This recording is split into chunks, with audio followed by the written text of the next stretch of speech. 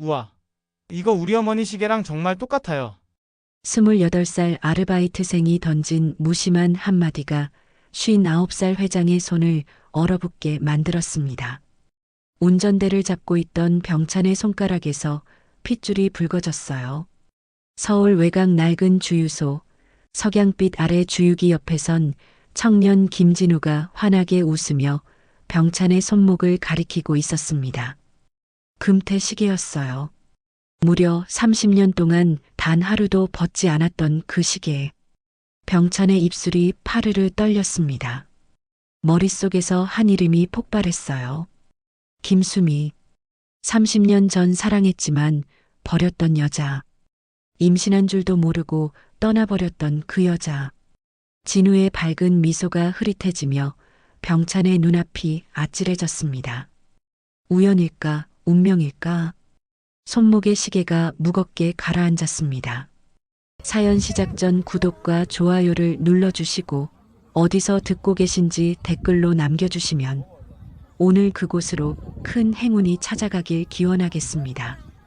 서울 외곽 국도변, 해가 기울기 시작하는 5시 반이었습니다. 경기도와 충청도 경계 어딘가에 자리 잡은 금성 주유소는 낡았지만 깨끗했습니다.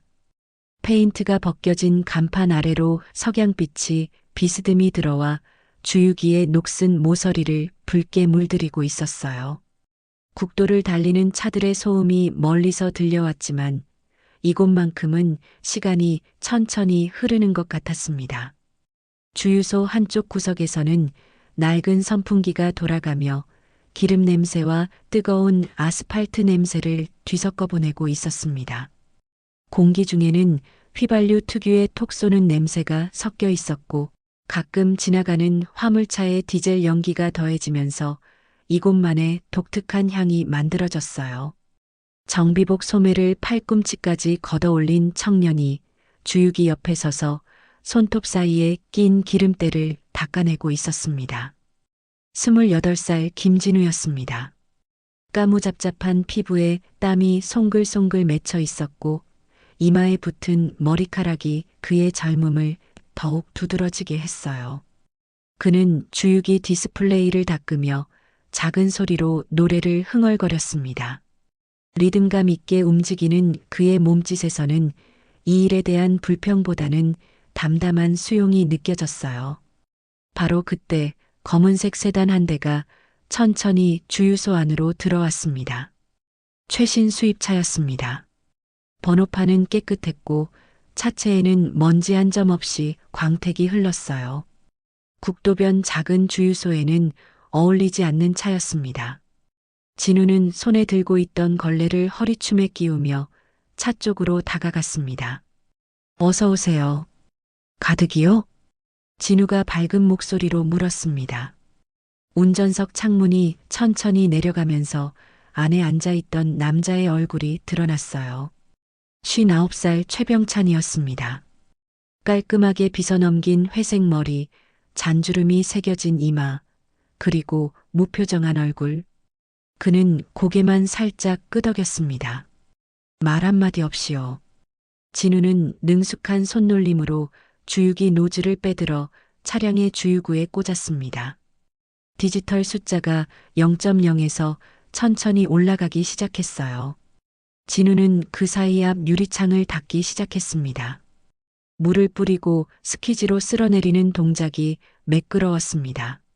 몇 년간의 경험이 몸에 밴 움직임이었어요. 그때 진우의 시선이 병찬의 손목에 멈췄습니다. 운전대를 잡고 있는 그의 왼손 손목에는 금태 시계가 차여 있었습니다. 오래된 시계였어요. 금태가 부분적으로 색이 바랬고 시계줄 연결 부위에는 작은 흠집들이 보였습니다. 하지만 유리는 여전히 투명했고 초침은 정확하게 움직이고 있었어요. 진우의 눈이 커졌습니다. 그는 물 묻은 손을 바지에 대충 닦으며 운전석 창문 쪽으로 몸을 숙였습니다. 저기 실례지만요. 진우가 조심스럽게 말을 꺼냈습니다. 병찬이 천천히 고개를 돌려 그를 바라봤어요. 무표정한 눈빛이었습니다. 그 시계요. 정말 멋지네요. 근데 이거 우리 어머니 시계랑 똑같은 것 같은데요. 진우의 목소리에는 신기함이 묻어났습니다. 그는 자신도 모르게 활짝 웃으며 말을 이었어요. 저희 어머니가 서랍에 똑같은 거 보관하고 계세요. 금태의 작은 거 진짜 똑같아요. 병찬의 손이 순간 굳었습니다. 운전대를 잡고 있던 손가락에 힘이 들어가면서 손등에 핏줄이 붉어져 나왔어요. 그의 눈동자가 미세하게 떨렸습니다. 입술이 살짝 벌어졌다가 다시 닫혔어요. 뭔가 말하려다 멈춘 것 같았습니다. 그래요? 병찬이 겨우 한마디를 내뱉었습니다. 목소리는 낮았지만 약간 갈라져 있었어요. 진우는 그 변화를 알아차리지 못했습니다. 네.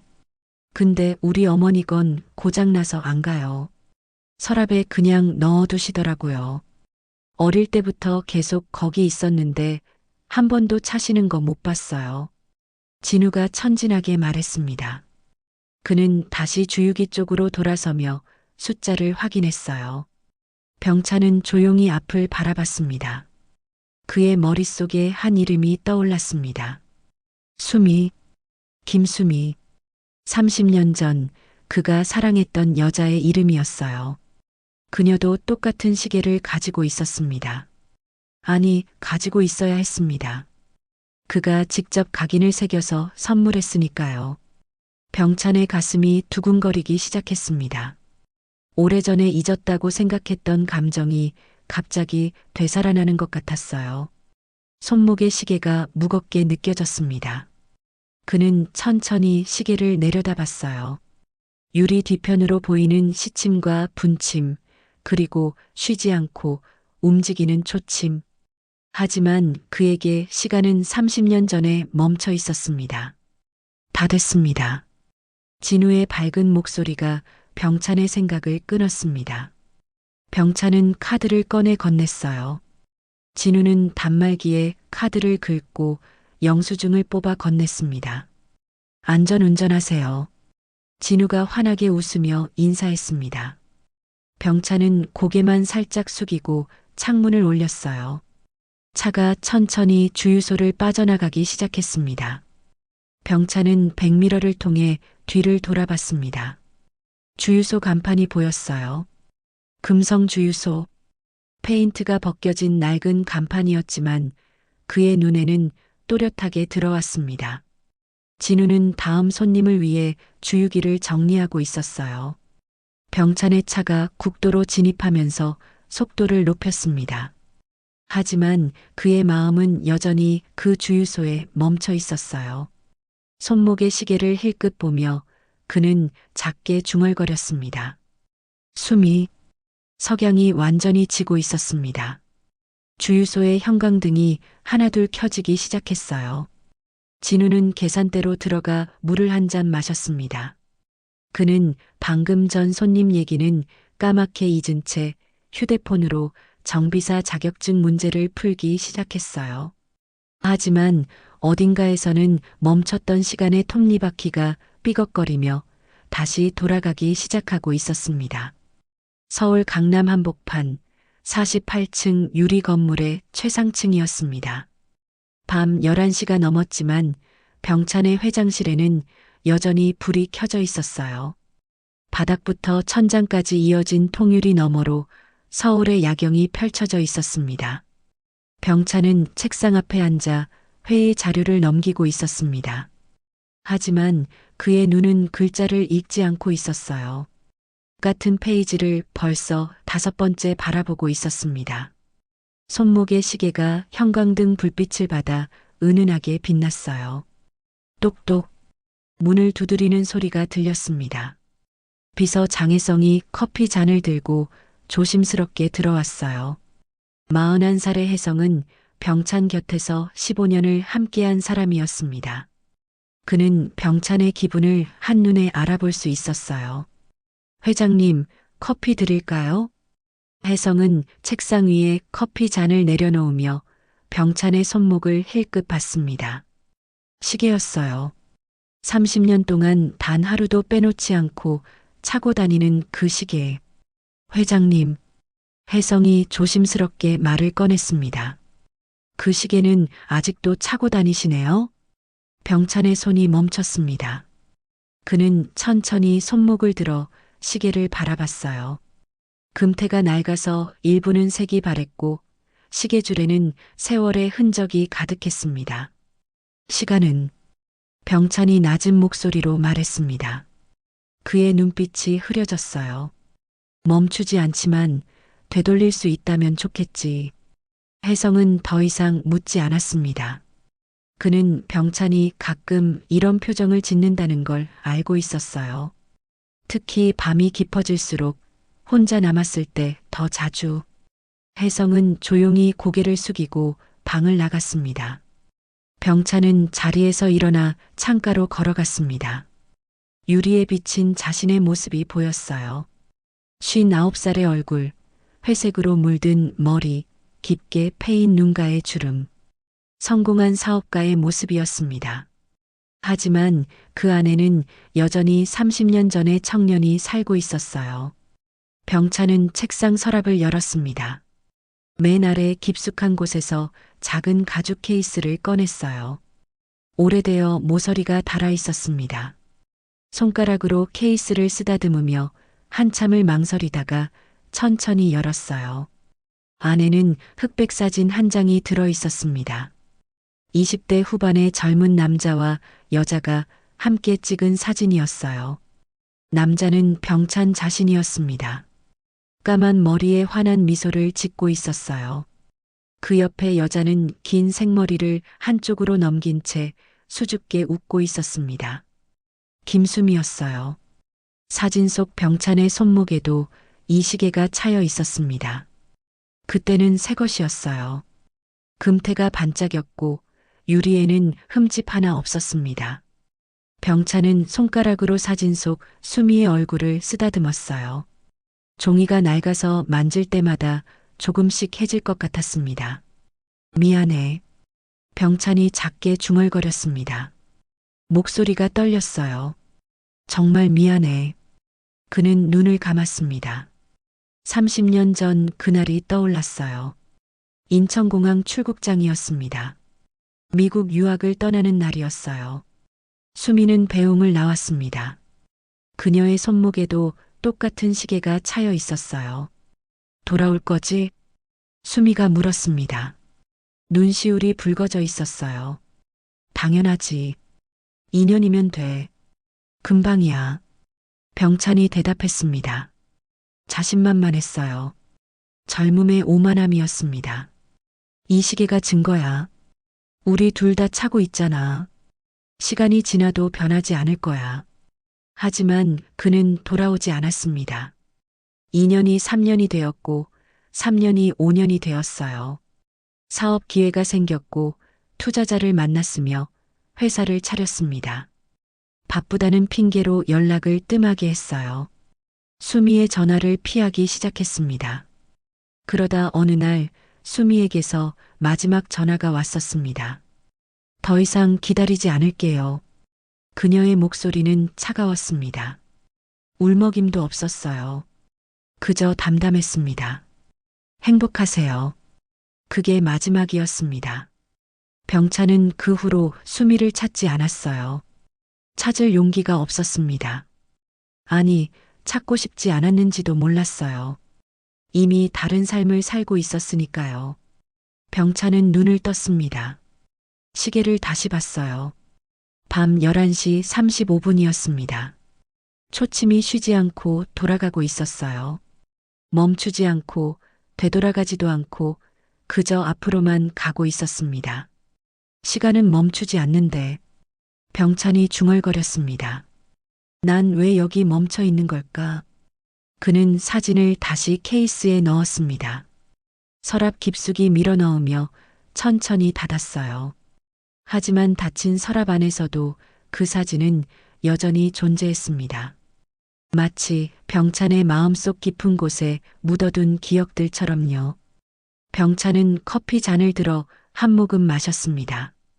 이미 식어서 차갑고 쓴맛만 남아 있었어요. 그는 다시 회의 자료를 펼쳤습니다. 숫자와 그래프가 빽빽하게 적혀 있었어요.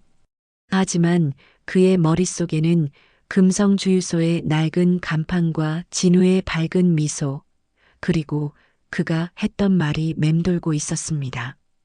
우리 어머니 시계랑 똑같네요. 병찬의 손이 떨렸습니다.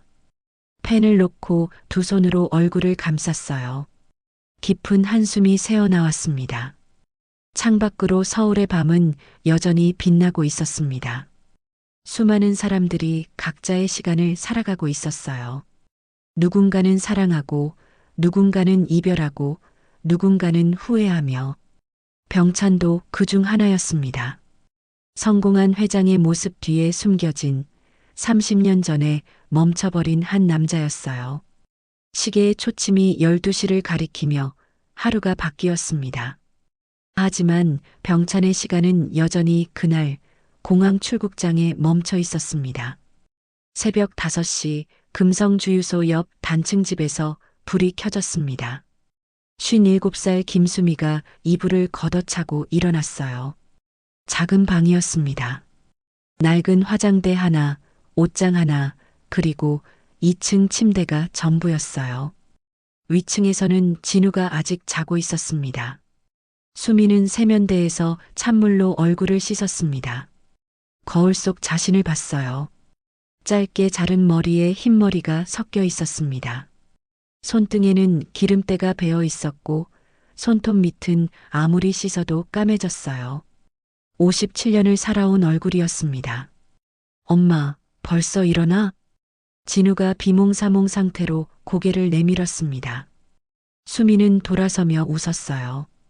너 오늘 아침 당번 아니야? 어서 일어나. 아, 맞다.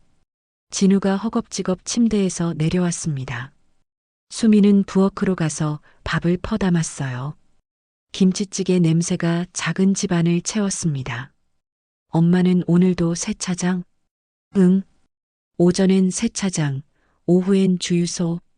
사장님이 주유기 하나 고장났다고 봐달래. 엄마가 정비까지 다 하네.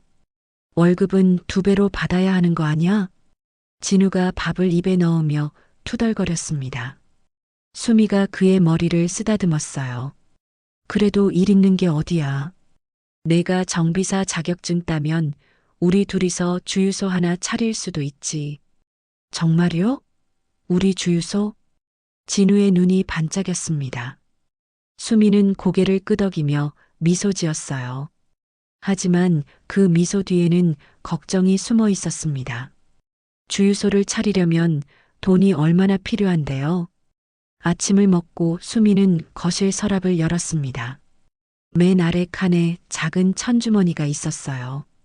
조심스럽게 꺼내 열자 금태 시계가 나타났습니다.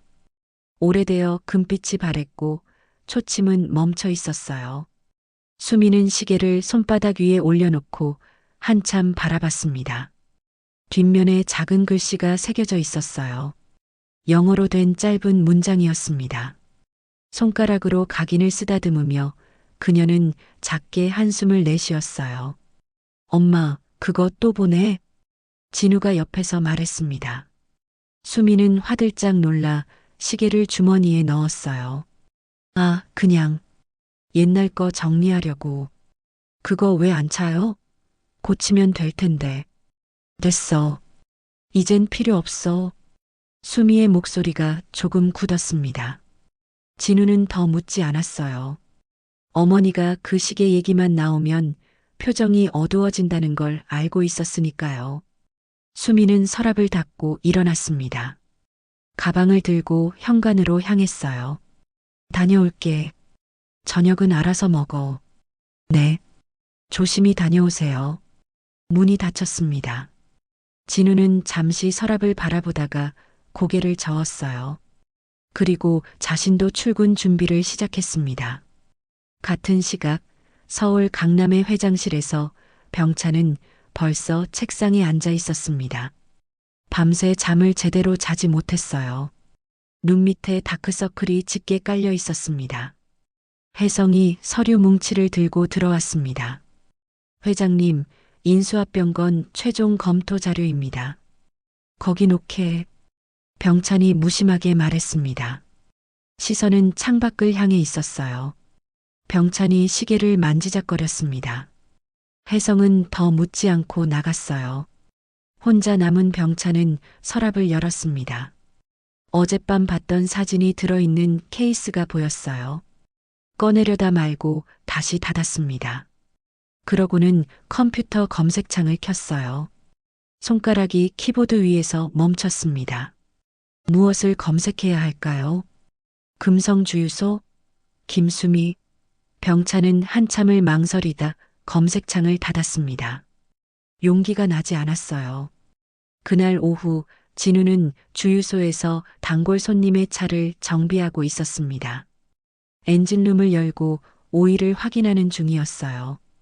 옆에서는 운전기사 지켜보고 있었습니다. 진우야, 정비사 시험은 언제 봐? 다음 달이요, 아저씨. 공부 많이 했어? 매일 밤마다 하는데 어렵네요. 진우가 멋쩍게 웃었습니다. 기계는 솔직하다. 사람은 거짓말을 하지 않으려 노력해야 하지만 기계는 절대 거짓말 안 해. 고장나면 고장난 거고 멀쩡하면 멀쩡한 거지. 그러게요. 진우가 엔진 오일 게이지를 닦으며 말했습니다. 사람도 그러면 좋겠어요. 솔직하게. 저녁 때 수미가 주유소에 도착했습니다. 진우는 계산대에 앉아 정비 교재를 보고 있었어요. 손님 많았어? 보통이요. 엄마, 밥은 먹었어요? 응. 세차장에서. 수미는 거래처 전화번호가 적힌 수첩을 꺼냈습니다. 주유기 수리 부품을 주문해야 했어요. 전화기를 들고 번호를 누르는데 문득 손목이 허전했습니다. 시계가 없었어요. 예전에는 항상 차고 다녔는데요. 수미는 잠시 멍하니 자신의 손목을 바라봤습니다. 시계 자국이 희미하게 남아 있었어요. 30년 동안 차고 다니다 벗은 자리였습니다. 수미는 작게 한숨을 쉬고 전화를 걸기 시작했어요. 밤이 깊어갔습니다. 서울과 경기도 외곽에서 두 사람은 각자의 삶을 살고 있었어요. 하지만 그들을 연결하는 보이지 않는 실은 점점 짧아지고 있었습니다. 시간이 멈춰 있던 두 시계처럼 두 사람의 인생도 곧 다시 만날 운명이었어요. 일주일이 지났습니다. 병찬은 여전히 금성주유소 생각을 지울 수 없었어요. 회의 중에도 식사 중에도 그 주유소와 진우의 말이 머릿속을 떠나지 않았습니다. 어느 날 오후 혜성이 병찬의 사무실로 들어왔습니다. 손에는 작은 봉투를 들고 있었어요. 회장님, 시계 수리점 다녀왔습니다.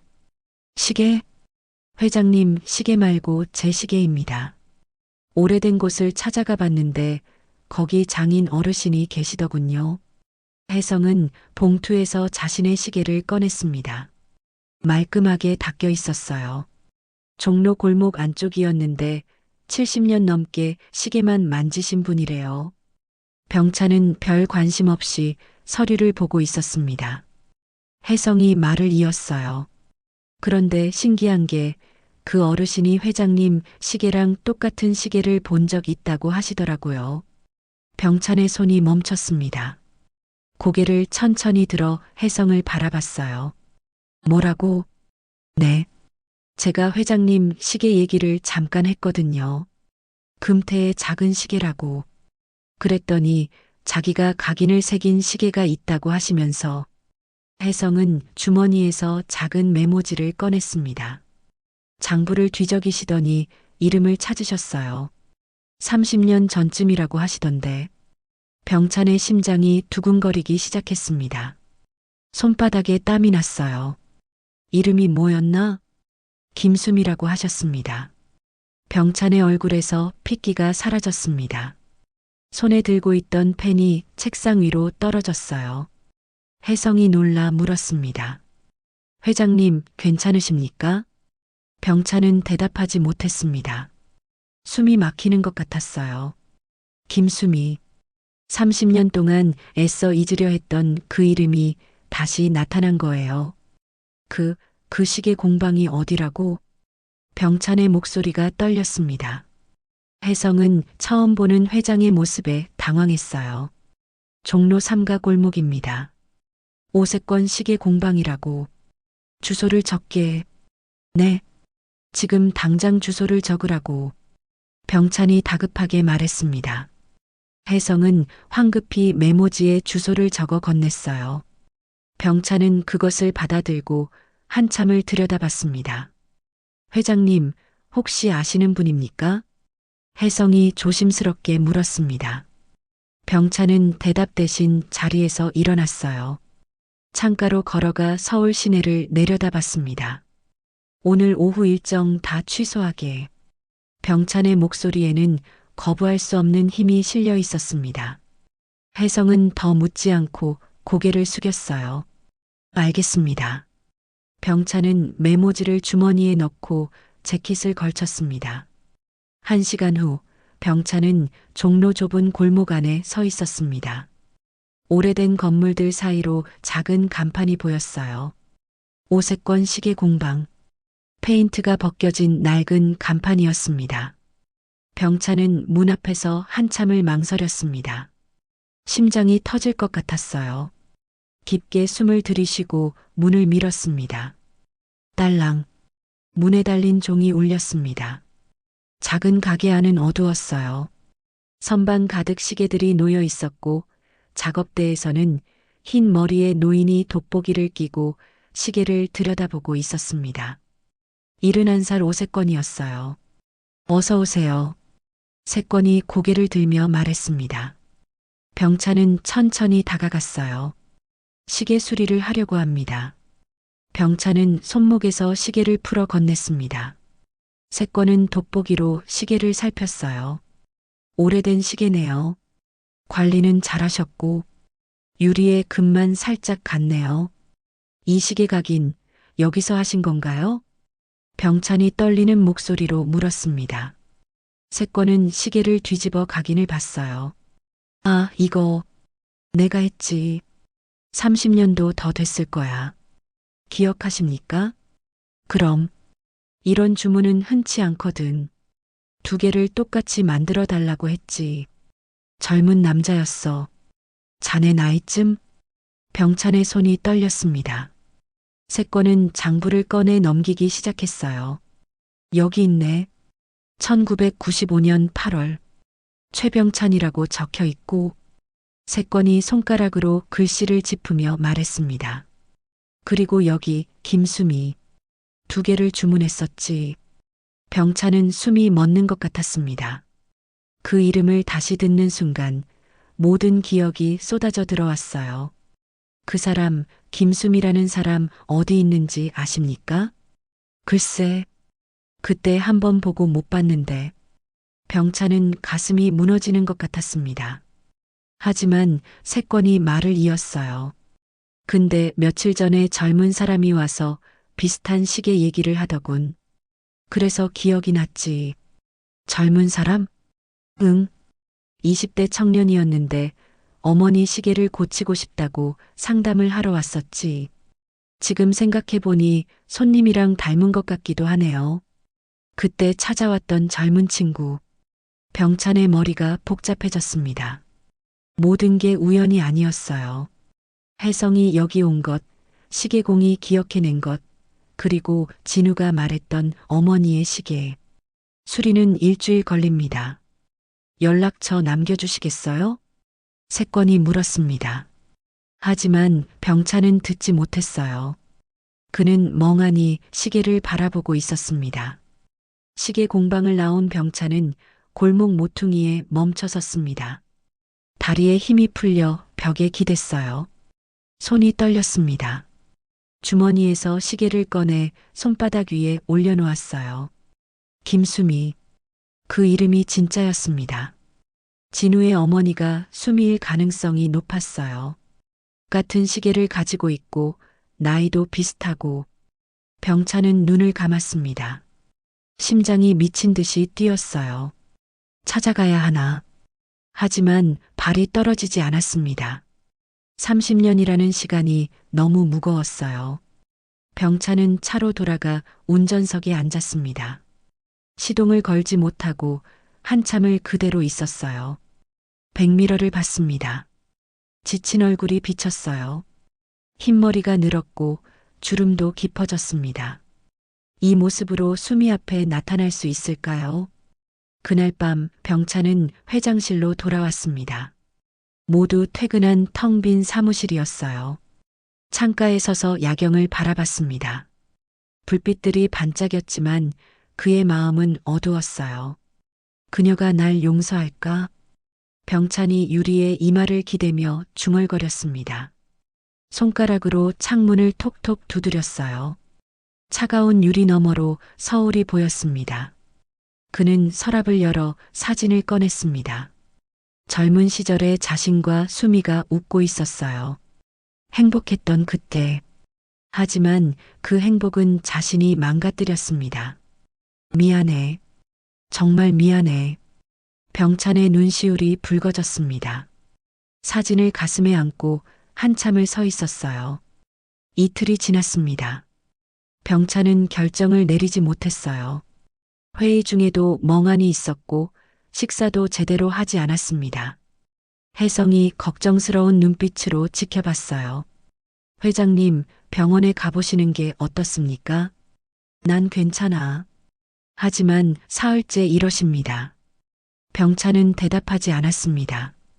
그저 창밖만 바라볼 뿐이었어요. 그날 저녁 병찬은 지하 주차장으로 내려갔습니다. 차에 올라타 시동을 걸었어요. 내비게이션에 금성 주유소를 검색했습니다. 경로가 화면에 떴어요. 병찬의 손이 기어에 닿았습니다. 하지만 움직이지 않았어요. 한참을 그렇게 앉아 있다가 시동을 껐습니다. 차에서 내려 벽에 기댔어요. 안 돼. 아직 안 돼.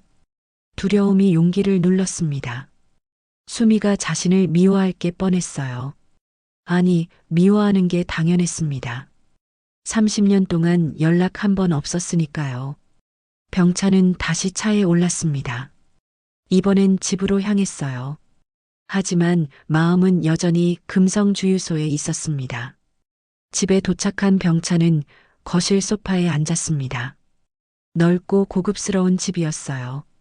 하지만 너무 조용했습니다. 아무도 없었어요. 결혼도 하지 않았고 가족도 없었습니다. 성공은 했지만 외로웠어요. 병찬은 시계를 벗어 테이블 위에 놓았습니다. 초침이 째깍째깍 소리를 내며 돌아갔어요. 그 소리가 유난히 크게 들렸습니다. 수미는 어떻게 살았을까? 병찬이 천장을 보며 생각했습니다. 결혼은 했을까요? 행복할까요? 자신을 잊었을까요? 질문들이 꼬리에 꼬리를 물었어요. 진우가 떠올랐습니다. 밝게 웃던 그 청년. 만약 진우가 수미의 아들이라면. 병찬은 고개를 저었어요. 생각하고 싶지 않았습니다. 한밤중이었습니다. 병찬은 잠들지 못하고 침대에 누워 있었어요. 눈을 감아도 수미의 얼굴이 보였습니다.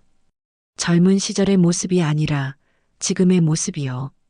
어떻게 변했을까? 여전히 예쁠까?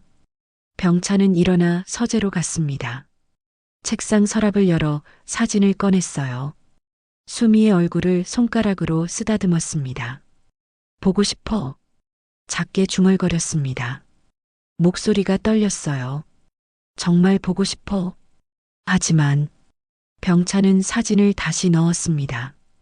창문을 열어 밤 공기를 마셨어요.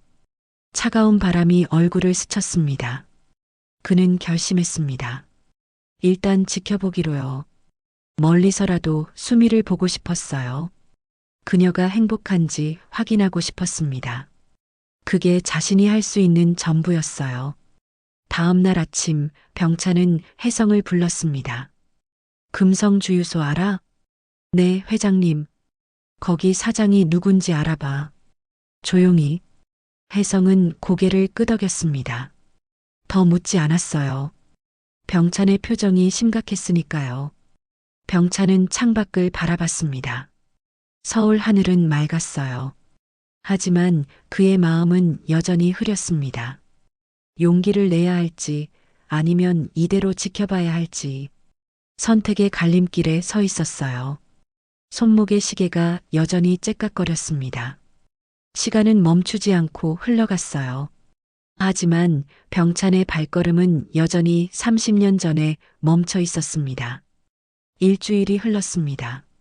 병찬은 출장을 핑계로 경기도 쪽 일정을 잡았어요. 진짜 목적은 금성주유소 근처를 지나가는 거였습니다.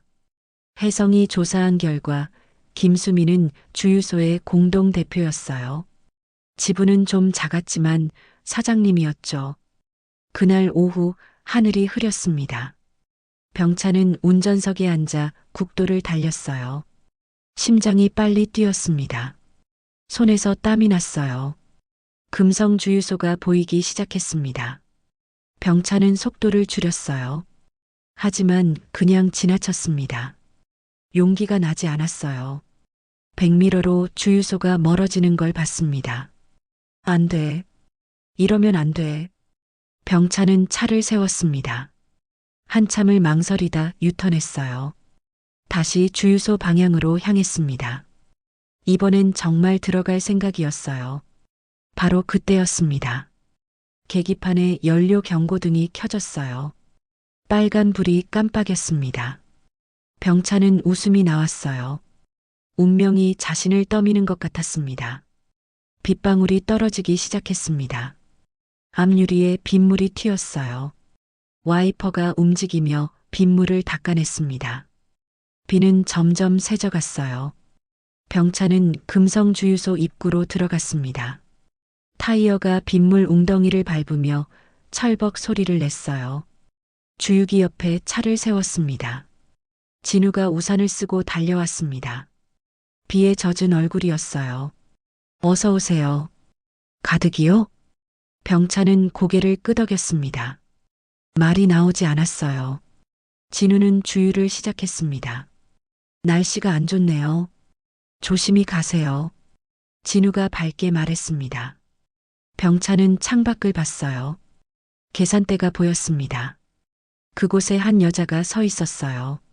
심장이 멎는 것 같았습니다. 김수미였습니다. 짧게 자른 머리, 주름이 진 얼굴, 하지만 여전히 알아볼 수 있었어요. 30년이 지났지만 그 눈빛은 똑같았습니다.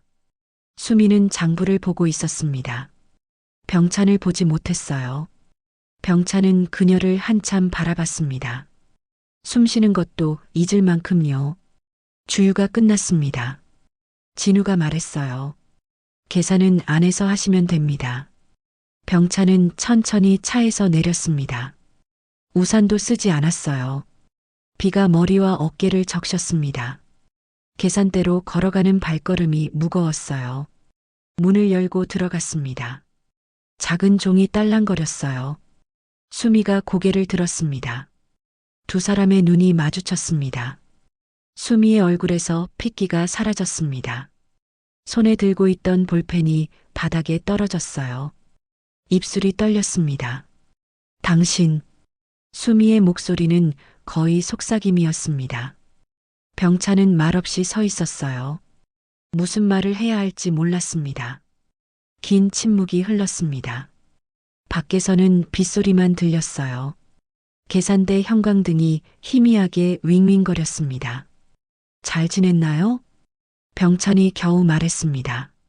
목소리가 갈라졌어요. 수미는 그를 빤히 바라봤습니다. 눈빛이 차가웠어요. 그 질문 30년 늦었어요. 수미의 목소리에는 감정이 없었습니다. 담담했어요. 오히려 그게 더 아팠습니다. 병찬은 고개를 숙였습니다. 할 말이 없었어요. 수미가 계산기를 두드렸습니다. 5만 2천 원입니다. 사무적인 말투였습니다. 병찬은 지갑을 꺼내 카드를 건넸어요. 손이 떨렸습니다. 수미는 카드를 받아 단말기에 긋고 영수증을 내밀었습니다. 안전 운전하세요. 수미가 말했습니다. 눈을 마주치지 않았어요. 병차는 영수증을 받으려다 멈췄습니다. 수미의 손목을 봤어요. 시계가 없었습니다. 수미 씨, 나가주세요. 수미의 목소리가 차가웠습니다. 병차는 영수증을 집어들고 돌아섰어요. 문을 열려는데 수미가 말했습니다. 다시는 오지 마세요. 병찬의 등이 굳었습니다. 천천히 문을 열고 나갔어요. 비가 더 세게 내렸습니다. 차에 올라탄 병찬은 핸들을 꽉 잡았습니다. 손등에 핏줄이 튀어나왔어요. 눈을 감았습니다. 수미의 차가운 눈빛이 머릿속에서 떠나지 않았어요. 진우가 우산을 쓰고 서서 손을 흔들었습니다. 병찬은 시동을 걸었어요. 주유소를 빠져나가면서 백미러를 봤습니다. 계산대 창문 너머로 수미가 보였어요. 그녀는 책상에 고개를 숙이고 있었습니다. 병찬은 국도를 달렸습니다. 와이퍼가 빗물을 닦아냈지만 시야가 흐렸어요. 눈물 때문이었습니다. 차를 갓길에 세웠습니다. 핸들에 이마를 기대고 한참을 그렇게 있었어요. 수미도 계산대에 앉아 있었습니다. 서랍을 열어 시계가 든 주머니를 꺼냈어요. 주머니를 꼭 쥐고 눈을 감았습니다. 떨리는 숨을 내쉬었어요. 왜 이제 와? 수미가 작게 중얼거렸습니다. 눈가가 붉어졌어요. 밖에서 진우가 문을 열고 들어왔습니다. 엄마, 괜찮아? 얼굴이 안 좋은데. 아니야. 그냥 좀 피곤해서. 수미는 재빨리 주머니를 서랍에 넣고 미소 지었습니다. 하지만 그 미소는 금방 사라졌어요. 창밖을 바라보며 긴 한숨을 내쉬었습니다.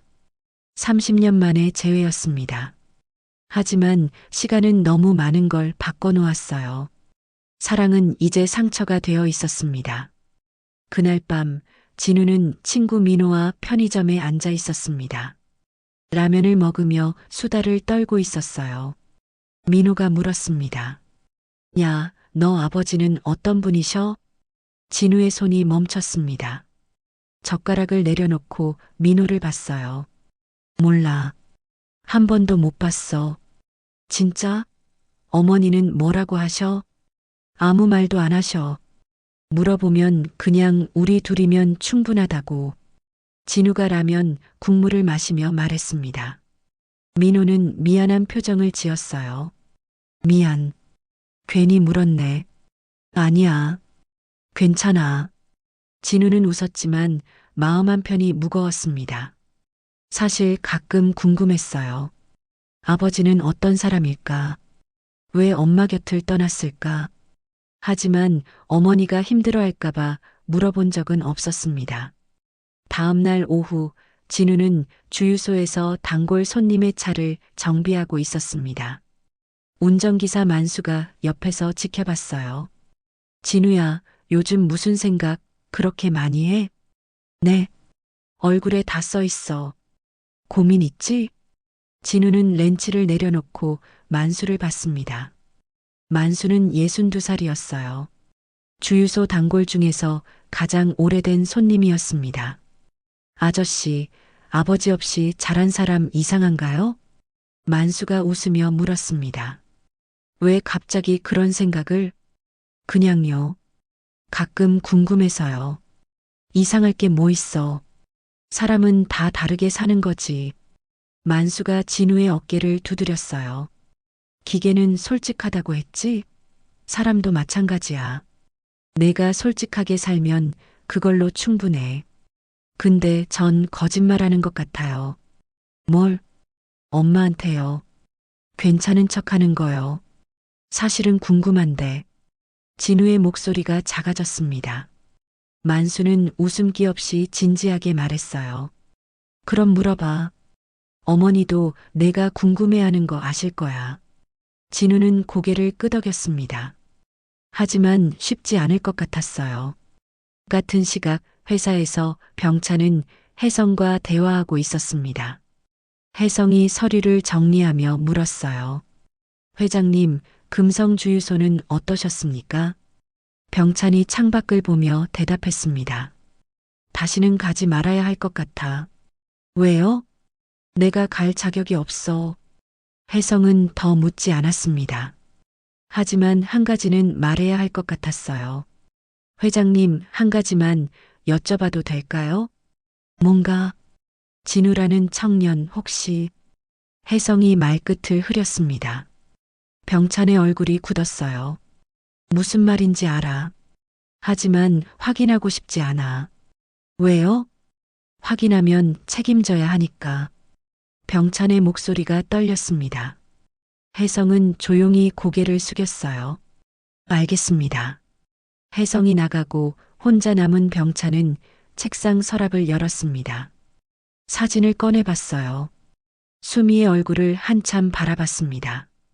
진우의 얼굴이 떠올랐습니다. 밝게 웃던 모습, 성실하게 일하던 모습. 만약 진우가 자신의 아들이라면 병찬은 고개를 저었어요. 생각하고 싶지 않았습니다. 그날 저녁 진우는 집으로 돌아왔습니다. 수미가 저녁을 차리고 있었어요. 김치찌개 냄새가 났습니다. 엄마, 오늘 손님 많았어? 그냥 보통이었어. 수미의 목소리가 평소보다 조용했습니다. 진우는 밥을 먹으며 어머니를 힐끗 봤어요. 표정이 어두웠습니다. 엄마, 괜찮아? 응, 괜찮아. 그냥 좀 피곤해서. 수미가 억지로 웃었습니다. 진우는 더 묻지 않았어요. 하지만 뭔가 이상했습니다. 며칠 전부터 어머니가 자주 멍하니 있었어요. 식사를 마치고 진우는 방으로 들어갔습니다. 지난주에 어머니와 작은 집으로 이사를 했고 처음으로 혼자 방을 쓰기 시작했어요. 책상에 앉아 정비사 교재를 폈어요. 하지만 집중이 안 됐습니다. 민호의 질문이 계속 떠올랐어요. 아버지는 어떤 분이셔? 진우는 교재를 덮고 창밖을 봤습니다. 어둠 속에서 별이 반짝이고 있었어요. 문득 궁금했습니다. 아버지도 저 별을 볼까? 자신을 생각할까? 거실에서 수미는 서랍을 열었습니다. 시계가 든 주머니를 꺼냈어요. 조심스럽게 열어 시계를 손바닥 위에 올려놓았습니다. 뒷면에 각인을 쓰다듬으며 수미는 한숨을 쉬었어요. 병찬의 얼굴이 떠올랐습니다. 30년 만에 본 그 얼굴. 늙었지만 여전히 알아볼 수 있었어요.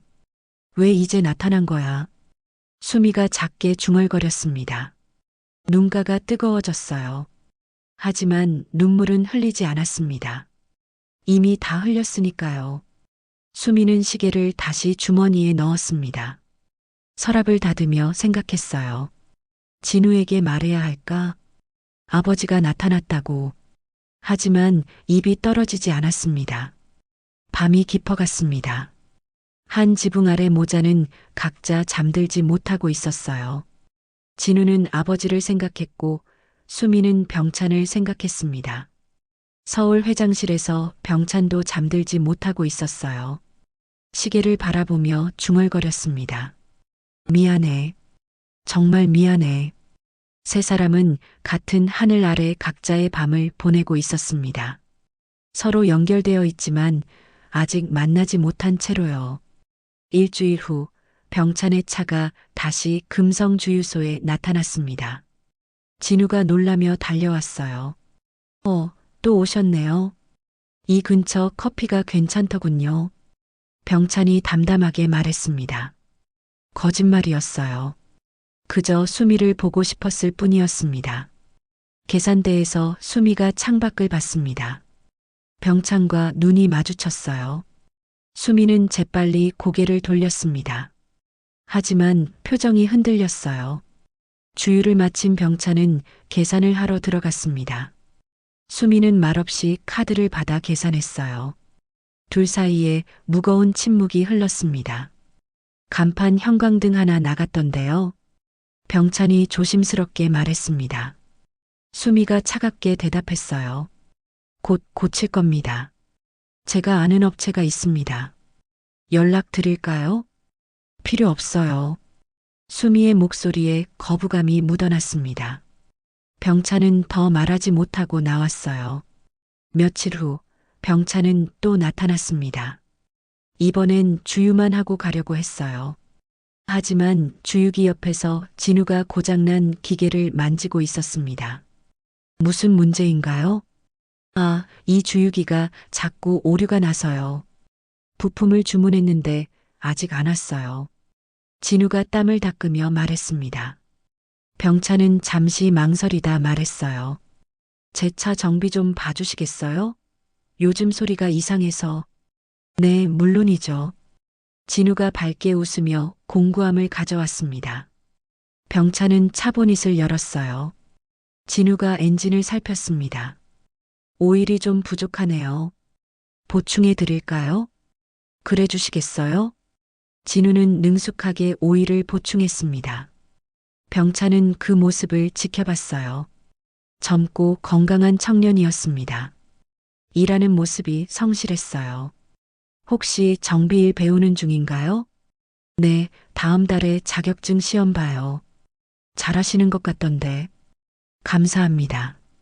엄마가 나중에 우리 주유소 차리자고 하시거든요.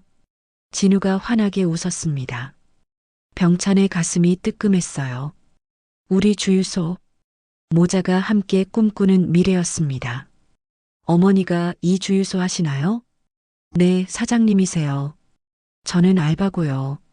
대단하시네요. 병찬의 목소리가 낮아졌습니다. 진우는 보닛을 닫으며 말했어요. 엄마 혼자 여기까지 오셨어요. 진짜 대단하시죠? 혼자. 그 단어가 병찬의 가슴을 찔렀습니다. 수미는 혼자 아이를 키우며 주유소를 운영해 왔던 거예요.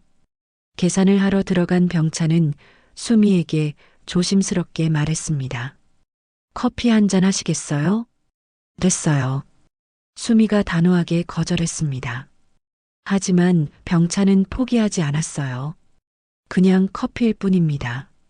다른 뜻은 없어요. 수미는 병찬을 똑바로 봤습니다. 눈빛이 날카로웠어요. 왜 자꾸 오시는 거예요? 미안하다고 말하고 싶어서요. 병찬의 목소리가 떨렸습니다. 수미는 잠시 말이 없었어요. 그러다 한숨을 쉬었습니다. 미안하다는 말로 뭐가 달라지나요? 아무것도요. 하지만 하고 싶었어요. 수미는 고개를 돌렸습니다. 대답하지 않았어요. 병찬은 조용히 나갔습니다. 다음 주 병찬은 세 번째로 나타났습니다. 이번엔 간판 수리업체 트럭과 함께였어요. 수미가 놀라 밖으로 나왔습니다. 이게 무슨 짓이에요? 형광등 교체입니다. 이미 결제했어요. 제가 언제 부탁했나요? 수미의 목소리가 높아졌습니다. 병찬은 침착하게 말했어요. 손님으로서 한 겁니다. 주유소가 밝아야 안전하니까요. 필요 없어요. 돌려보내세요. 이미 시작했습니다. 업체 직원들이 사다리를 올리고 형광등을 교체하기 시작했어요. 수미는 화가 났지만 어쩔 수 없었습니다. 팔짱을 끼고 서서 작업을 지켜봤어요. 작업이 끝나고 간판이 밝게 빛났습니다. 예전보다 훨씬 환했어요. 진우가 신기해하며 바라봤습니다. 와, 진짜 밝네요. 병찬은 수미를 봤습니다. 수미도 간판을 올려다보고 있었어요. 표정이 조금 풀린 것 같았습니다. 하지만 여전히 차가웠어요. 이제 그만 오세요. 수미가 말하고 안으로 들어갔습니다. 병찬은 그 뒷모습을 바라봤어요. 작고 야윈 등이었습니다. 혼자 얼마나 힘들었을까요? 차에 오른 병찬은 백미러로 주유소를 봤습니다. 밝게 빛나는 간판이 보였어요. 작은 변화였지만 의미가 있었습니다. 다음 날 수미는 서랍을 열어 시계를 꺼냈습니다. 한참을 들여다보다 주머니에 다시 넣었어요. 마음이 흔들리고 있었습니다. 진우가 물었습니다. 엄마, 그 손님 자주 오시네요. 그러게. 좋은 분 같던데요. 수미는 대답하지 않았습니다. 창밖을 바라보며 긴 한숨을 내쉬었어요. 병찬은 조금씩 다가가고 있었습니다. 수미는 조금씩 마음이 흔들리고 있었어요. 30년의 시간이 조금씩 녹아내리고 있었습니다. 하지만 아직 갈 길이 멀었어요. 2주일이 흘렀습니다. 병찬은 일주일에 두세 번씩 주유소를 찾았어요. 핑계는 항상 달랐습니다. 커피를 사러, 주유를 하러, 정비를 받으러. 수미는 여전히 차갑게 대했지만 예전보다는 부드러워졌어요. 어느 날 오후 병찬이 차 정비를 맡기러 왔습니다. 진우가 서류를 꺼내 작성하기 시작했어요. 성함이랑 연락처 적어주세요. 병찬이 서류에 이름을 적었습니다. 진우는 다른 서류를 찾으려고 클립보드를 들었어요. 그때 바람이 불었습니다. 서류 몇 장이 날아갔어요. 아, 진우가 황급히 서류를 주우러 갔습니다. 병찬도 도와주려고 몸을 숙였어요. 한 장을 집어들었습니다. 정비사 자격증 시험 접수 중이었습니다. 진우의 이름과 사진이 있었어요. 그리고 생년월일이 적혀 있었습니다. 1997년 3월 15일. 병찬의 손이 굳었습니다. 서류를 들고 멈춰 섰어요. 머릿속에서 빠르게 계산이 돌아갔습니다. 1997년 3월. 자신이 미국으로 떠난 게 1996년 8월이었어요. 그로부터 7개월 후였습니다. 심장이 쿵쾅거렸습니다. 숨이 막히는 것 같았어요. 손이 떨려 서류를 제대로 잡을 수 없었습니다. 아저씨, 괜찮으세요? 진우가 걱정스러운 얼굴로 물었습니다. 병찬은 겨우 정신을 차렸어요. 아, 응. 괜찮아. 서류를 진우에게 건네며 병찬은 진우의 얼굴을 봤습니다. 처음 봤을 때는 몰랐어요. 하지만 이제 보이기 시작했습니다. 코와 인매가 자신과 닮았어요. 이마의 모양도 비슷했습니다. 정비는 30분 정도 걸립니다. 그래요. 병찬은 주유소 벤치에 앉았습니다. 다리에 힘이 풀렸어요. 주유기 기둥에 등을 기대고 깊은 숨을 내쉬었습니다. 진우가 자신의 아들일 가능성이 높았습니다. 아니, 거의 확실했어요. 수미는 임신한 상태로 자신을 보냈던 거예요. 그리고 혼자 아이를 낳고 키웠습니다. 병찬의 눈앞이 흐려졌습니다. 가슴이 무너져 내리는 것 같았어요. 28년. 아들의 인생에서 단 하루도 함께하지 못했습니다. 계산대에서 수미가 창밖을 봤습니다. 병찬이 벤치에 앉아 고개를 숙이고 있었어요. 표정이 이상했습니다. 수미는 불안한 느낌이 들었어요. 밖으로 나간 수미가 물었습니다. 어디 아프세요? 병찬이 고개를 들었습니다. 눈이 충혈되어 있었어요. 수미는 놀라 한 걸음 다가갔습니다. 정말 괜찮으세요? 진우가. 병찬의 목소리가 떨렸습니다. 진우가 제 아들인가요? 수미의 얼굴에서 핏기가 사라졌습니다. 입술이 파르르 떨렸어요.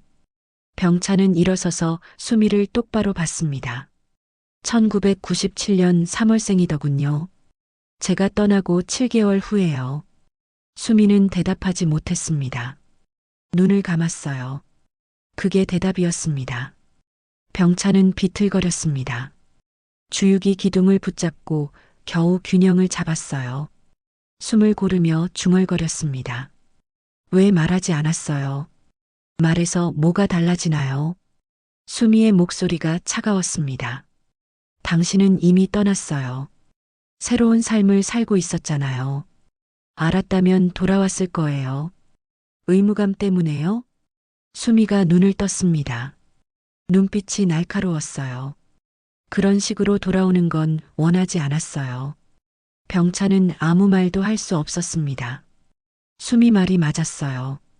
진우 때문에 돌아왔다면 그건 사랑이 아니라 책임이었을 테니까요. 진우는 모르죠? 네. 왜요? 당신이 없어도 우리는 행복했어요. 수미의 목소리가 떨렸습니다. 굳이 아빠가 없다는 걸 상처로 만들고 싶지 않았어요. 병찬은 고개를 숙였습니다. 눈물이 떨어질 것 같았어요. 참으려고 애썼습니다. 미안해요. 정말 미안해요. 이제 와서 미안하다고 하지 마세요. 수미가 돌아섰습니다. 안으로 들어가려는데 병찬이 말했어요. 시간은 멈춰 있던 게 아니었어요. 수미가 걸음을 멈췄습니다. 제가 멈춰 있었던 거예요. 30년 동안. 병찬의 목소리가 떨렸습니다. 이제라도 다시 시작하면 안 될까요? 수미는 대답하지 않았습니다. 그저 조용히 안으로 들어갔어요. 문이 닫혔습니다. 병찬은 벤치에 다시 앉았습니다. 두 손으로 얼굴을 감쌌어요. 어깨가 떨렸습니다. 저 멀리서 진우가 정비를 끝내고 손을 닦고 있었습니다. 밝게 웃으며 일하는 모습이 보였어요. 자신의 아들이었습니다. 병찬은 손목의 시계를 내려다봤습니다. 초침이 여전히 돌아가고 있었어요. 멈추지 않고 흘러가는 시간. 하지만 되돌릴 수는 없는 시간이었습니다. 그날 밤 병찬은 차 안에 앉아 집으로 가지 못했습니다. 주유소에서 멀지 않은 곳에 차를 세우고 한참을 그렇게 있었어요. 손에는 진우의 접수증이 들려 있었습니다. 생년월일을 계속 바라봤어요. 1997년 3월 15일.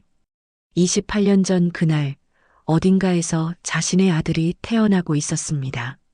자신은 그 사실도 모른 채로요.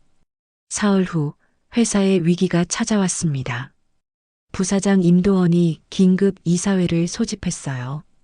48살의 도원은 병찬의 오른팔이었지만 최근 3개월간 병찬의 태도, 변화를 예의주시하고 있었습니다. 회의실에 임원들이 모였습니다. 도원이 자료를 펼치며 말했어요. 회장님의 최근 행보가 회사에 리스크가 되고 있습니다. 병찬이 눈을 들어 도원을 봤습니다. 도원은 계속했어요. 인수합병 막바지 단계인데 회장님 일정이 자주 비어 있습니다. 투자자들이 의아해하고 있어요. 일정 관리는 제가 알아서 합니다. 병찬이 차갑게 말했습니다. 하지만 도원은 물러서지 않았어요. 주주들이 리더십의 의문을 제기하기 시작했습니다. 집중력이 떨어진다고요. 회의실에 무거운 침묵이 흘렀습니다. 병찬은 창밖을 봤어요. 도원 말이 틀리지 않았습니다. 최근 일주일간 회의에 집중하지 못했어요. 머릿속은 온통 진우와 수미 생각뿐이었습니다. 이사회는 회장님이 개인적 이슈로 경영에 소홀하다고 판단합니다. 도원이 마지막 한 방을 날렸습니다. 병찬은 천천히 고개를 돌려 도원을 봤어요. 개인적 이슈요? 네. 더 이상은 말씀드리기 곤란합니다. 병찬은 알았습니다. 누군가 자신을 미행했던 거예요. 금성주유소에 자주 가는 것, 수미와의 관계까지 조사했을 겁니다. 나는 숨지 않습니다. 병찬이 또렷하게 말했습니다. 회의실 분위기가 긴장됐어요. 개인 삶이 있고 그게 일에 영향을 준다면 제가 조절하겠습니다. 하지만 누구도 제 선택을 막을 순 없어요. 도원은 더 이상 말하지 않았습니다. 하지만 얼굴에는 불만이 가득했어요. 회의가 끝나고 혜성이 병찬을 찾아왔습니다. 회장님, 한서연 기자에게서 연락이 왔습니다. 기자? 네. 경제지 기자인데 회장님에 대한 인터뷰를 요청했어요. 병찬은 한숨을 쉬었습니다. 결국 언론까지 움직인 거예요. 뭐라고 하던가요? 회장님의 과거에 관심이 있다고 했습니다. 특히 시계 이야기를. 병찬의 손목이 저절로 시계로 향했습니다. 혜성이 조심스럽게 말했어요. 거절하시겠습니까? 아니요. 만나겠습니다. 예. 어차피 숨길 수 없어요. 그럼 정면으로 맞서는 게 낫죠. 병찬의 목소리는 단호했습니다. 혜성은 놀라면서도 고개를 끄덕였어요. 같은 시각 주유소에서 수미는 우편물을 받았습니다. 임대료 인상 통보서였어요. 건물주가 월세를 30만 원 올린다고 했습니다. 수미는 서류를 보며 한숨을 쉬었습니다. 이미 빠듯한 살림인데 더 올라가면 버티기 힘들었어요. 진우가 다가왔습니다. 엄마, 무슨 일이야? 아니야. 아무것도 아니야. 수미는 서둘러 서류를 접었습니다. 하지만 진우는 봤어요. 월세 올랐어? 얼마나? 40만 원. 그럼 우리. 진우의 얼굴이 어두워졌습니다. 수미는 아들의 어깨를 두드렸어요. 괜찮아. 엄마가 알아서 할게. 하지만 수미도 방법이 없었습니다. 저축한 돈은 거의 없었어요. 진우 대학 등록금으로 다 썼으니까요. 그날 밤 수미는 거실 서랍을 열었습니다. 시계가 든 주머니를 꺼냈어요. 한참을 들여다보다 결심한 듯 전화기를 들었습니다. 병찬의 전화번호는 명함에 적혀 있었습니다. 며칠 전 남기고 간 거예요. 수미는 번호를 누르려다 멈췄습니다. 손가락이 떨렸어요. 안 돼. 이러면 안 돼. 수미는 전화기를 내려놓았습니다. 병찬에게 도움을 청할 순 없었어요. 그건 자존심이 허락하지 않았습니다. 다음 날 병찬은 한서연 기자를 만났습니다. 35살의 서연은 카페에서 노트북을 펼쳤어요. 인터뷰 감사합니다. 회장님, 시계에 얽힌 이야기를 쓰고 싶어요. 무엇을 알고 싶으신가요? 진실을요. 회장님이 30년 동안 그 시계를 찬 이유. 병찬은 손목의 시계를 내려다봤습니다. 잠시 침묵이 흘렀어요. 사랑하는 사람과의 약속이었습니다. 과거형이군요. 네. 제가 지키지 못한 약속이에요. 병찬의 목소리가 낮아졌습니다. 서연은 진지하게 들었어요. 그 이야기를 써도 될까요? 네. 다만 한 가지 부탁이 있습니다. 무엇인가요? 상대방 이름은 빼주세요. 그분이 힘들어할 테니까요. 서연은 고개를 끄덕였습니다. 병찬은 천천히 이야기를 시작했어요. 30년 전 사랑, 약속, 그리고 자신의 비겁함에 대해서요. 회사로 돌아온 병찬은 혜성을 불렀습니다. 금성주유소 건물주가 누군지 알아봐. 네. 빨리요. 혜성은 의아했지만 조사했습니다. 1시간 후 보고가 올라왔어요. 회장님, 건물주는 이철수라는 분인데 최근 임대료를 인상했다고 합니다. 병찬은 전화를 들었습니다. 이철수에게 직접 연락했어요. 저는 최병찬입니다. 금성주유소 임대건으로 연락드렸습니다. 병찬의 목소리는 차분했지만 단호했습니다. 수미는 모를 일이었어요. 하지만 병찬은 할 수 있는 걸 하고 싶었습니다. 멀리서라도요. 사흘 후 한서연 기자가 기사를 게시했습니다. 제목은 간단했어요. 회장의 시계, 30년의 약속. 내용은 병찬의 과거 사랑과 후회에 대한 것이었습니다. 이름은 나오지 않았지만 누군가는 짐작할 수 있었어요. 기사가 나가자 회사가 술렁였습니다. 이사회는 긴급 회의를 소집했어요. 도원이 먼저 입을 열었습니다. 이건 회사 이미지에 치명적입니다. 어떤 면에서요? 병찬이 차갑게 물었습니다.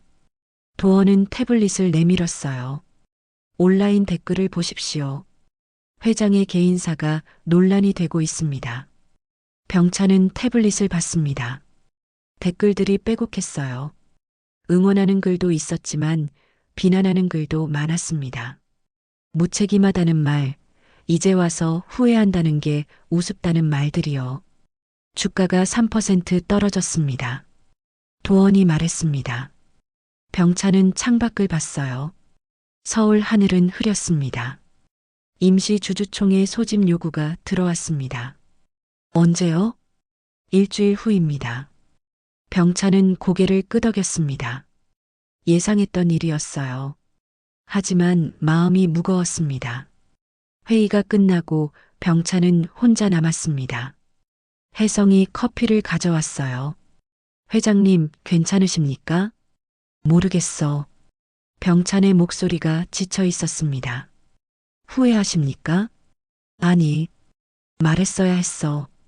진작에. 병찬은 시계를 내려다봤습니다. 초침이 여전히 돌아가고 있었어요. 같은 시각 주유소에서 수미는 신문을 보고 있었습니다. 기사가 거기 실려 있었어요. 최병찬 회장의 시계 이야기. 수미는 손이 떨렸습니다. 기사를 읽으며 수미의 눈가가 뜨거워졌습니다. 병찬이 30년 동안 시계를 차고 있었다는 것. 자신을 잊지 못했다는 것. 하지만 동시에 화가 났어요. 이제 와서. 수미가 중얼거렸습니다. 신문을 접으며 한숨을 쉬었어요. 진우가 들어왔습니다. 신문을 보고 있는 어머니를 봤어요. 엄마, 무슨 기사 봐? 수미는 황급히 신문을 접었습니다. 아무것도 아니야. 하지만 진우는 이미 봤습니다. 최병찬이라는 이름이요. 그분. 요즘 자주 오시는 손님 아니야? 수미의 얼굴이 굳었습니다. 진우가 신문을 가져가 읽기 시작했어요. 표정이 점점 진지해졌습니다. 엄마, 혹시 이 사람? 진우가 어머니를 봤습니다. 수미는 대답하지 못했어요. 눈을 피했습니다. 엄마랑 아는 사이야? 옛날에. 수미의 목소리가 작았습니다. 얼마나 옛날? 진우야, 지금은. 엄마. 진우의 목소리가 단호해졌습니다. 말해줘. 이 사람이 누구야? 수미는 눈을 감았습니다. 더 이상 숨길 수 없었어요. 깊게 숨을 들이쉬고 입을 열었습니다. 내 아버지야. 진우의 얼굴에서 핏기가 사라졌습니다. 신문을 떨어뜨렸어요. 바닥에 떨어진 신문 위로 병찬의 사진이 보였습니다. 뭐라고? 미안해. 말하지 못해서. 수미의 목소리가 떨렸습니다. 진우는 뒤로 물러났어요. 그럼 그동안 오신 게. 응. 너를 보러 온 거야. 진우는 아무 말도 하지 못했습니다. 주유소 밖으로 나갔어요. 수미가 따라갔지만 진우는 손을 뿌리쳤습니다. 혼자 있고 싶어. 진우가 걸어갔습니다. 수미는 그 뒷모습을 바라보며 주저앉았어요. 가슴이 찢어지는 것 같았습니다. 그날 저녁 병찬은 주유소로 향했습니다. 수미를 만나야 했어요. 기사 때문에 힘들 게 뻔했으니까요. 주유소에 도착했을 때 수미가 밖에 서 있었습니다. 병찬의 차를 보고 다가왔어요. 얼굴이 창백했습니다. 이젠 그만 와주세요. 수미의 목소리가 떨렸습니다. 수미 씨. 진우가 알았어요. 당신이 아버지라는 걸. 병찬의 숨이 멎었습니다. 수미는 눈물을 참으며 말했어요. 기사 때문에 들켰어요. 이제 아이를 지켜야 해요. 제가 만나서. 안 돼요. 수미가 손을 저었습니다. 아이가 혼란스러워해요. 당신이 나타나서 더 힘들어졌어요. 그럼 어떻게 하란 말입니까? 병찬의 목소리가 커졌습니다. 수미는 눈물을 닦으며 말했어요. 그냥 떠나주세요. 30년 전처럼. 그 말이 병찬의 가슴을 찔렀습니다. 할 말이 없었어요. 수미는 돌아서서 안으로 들어갔습니다. 문이 닫혔어요. 병찬은 차 안에 앉아 핸들을 잡았습니다. 손에 힘이 들어가지 않았어요. 모든 게 무너지는 것 같았습니다. 회사로 돌아온 병찬은 회장실 책상에 앉았습니다. 손목에서 시계를 풀었어요. 책상 위에 놓으며 바라봤습니다. 초침이 돌아가다가 멈췄어요. 혜성이 들어왔습니다. 회장님, 이번엔 숨으실 건가요? 병찬은 대답하지 않았습니다. 그저 시계를 바라볼 뿐이었어요. 혜성은 조용히 말했습니다. 30년 전에도 그러셨죠? 병찬의 손이 떨렸습니다. 혜성의 말이 맞았어요. 30년 전에도 도망쳤습니다. 어려우면 피했어요. 이번엔 다를 줄 알았는데. 혜성이 말하고 나갔습니다. 혼자 남은 병찬은 시계를 들어 올렸어요. 멈춘 초침을 바라보며 눈을 감았습니다. 밖에서는 비가 내리기 시작했습니다. 창문을 두드리는 빗소리가 들렸어요. 병찬은 시계를 가슴에 안고 고개를 숙였습니다. 새벽 3시였습니다. 병찬은 회장실 책상 앞에 앉아 있었어요. 밤새 잠을 자지 못했습니다. 창밖은 여전히 어두웠어요. 책상 위에는 흰 종이가 놓여 있었습니다. 병찬은 펜을 들었어요. 손이 떨렸습니다. 한참을 망설이다 첫 문장을 썼습니다. 나는 30년 전 한 여자를 사랑했지만 책임지지 못했습니다. 글씨가 삐뚤어졌습니다. 병찬은 종이를 구겼어요. 다시 새 종이를 꺼냈습니다. 심호흡을 하고 다시 썼습니다. 이번엔 천천히 또박또박 썼어요. 자신의 잘못을, 비겁함을, 후회를 모두 적었습니다. 30년 동안 숨겨왔던 진실이었어요. 1996년 8월, 저는 미국으로 떠났습니다. 사랑하는 사람을 두고요. 병찬의 눈에서 눈물이 떨어졌습니다. 종이 위에 얼룩이 졌어요. 손등으로 눈물을 닦고 계속 썼습니다. 그녀는 임신 사실을 말하지 않았습니다. 저를 보내기 위해서였죠. 저는 몰랐습니다. 아니, 알려고 하지 않았는지도 모릅니다. 병찬은 펜을 놓고 서랍을 열었습니다. 오래된 항공권이 들어 있었어요. 1996년 8월 20일자였습니다. 그날의 증거였어요. 서랍 구석에서 낡은 영수증도 꺼냈습니다. 시계 공방에서 받은 거였어요. 1995년 8월 10일, 2개의 시계를 주문한 날이었습니다. 병찬은 이 모든 것을 종이 위에 펼쳐놓았습니다. 자신의 과거를 증명하는 것들이었어요. 숨길 수 없는 진실이었습니다. 글을 계속 써내려갔습니다. 미국에서의 삶, 회사를 키우는 과정, 그리고 돌아오지 못한 이유들. 변명이 아니라 사실을 있는 그대로 적었어요. 저는 성공했습니다. 하지만 가장 소중한 것을 잃었습니다. 새벽 5시가 넘었습니다. 병찬은 6장의 종이를 다 채웠어요. 마지막 문장을 쓰며 손이 떨렸습니다. 이제라도 제 잘못을 인정하고 싶습니다. 용서를 구하는 게 아닙니다. 다만 진실을 밝히고 싶습니다. 병찬은 펜을 놓고 종이들을 정리했습니다. 봉투에 넣고 한서연 기자의 이름을 적었어요. 휴대폰을 들어 서연에게 전화를 걸었습니다. 새벽이었지만 서연은 받았어요. 여보세요? 한 기자님, 최병찬입니다. 회장님? 이 시간에. 죄송합니다. 하지만 드릴 말씀이 있어서요. 병찬의 목소리는 단호했습니다.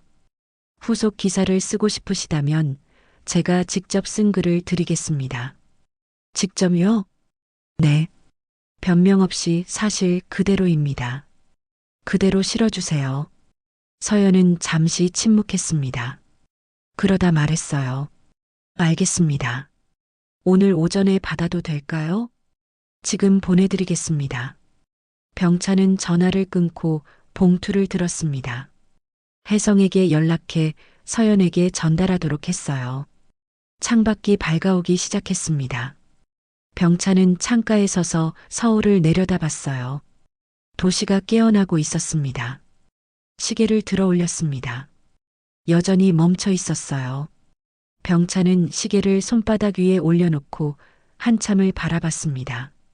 이제 움직여야지. 병찬이 작게 중얼거렸습니다. 자신에게 하는 말이었어요. 그날 오전 서연은 병찬이 보낸 글을 받았습니다. 6장의 편지를 읽으며 눈시울이 뜨거워졌어요. 진심이 느껴졌습니다. 서연은 편집장에게 달려갔습니다. 이거 실어야 합니다. 뭔데? 최병찬 회장의 고백입니다. 직접 쓴 거예요. 편집장은 글을 읽었습니다. 표정이 진지해졌어요. 이거 싫으면 파장이 클 텐데. 그래서 실어야 합니다. 진실이니까요. 서연의 목소리는 확신에 차 있었습니다. 편집장은 고개를 끄덕였어요. 좋아. 내일 조간의 실자. 병차는 회사에서 일주일 휴가를 냈습니다.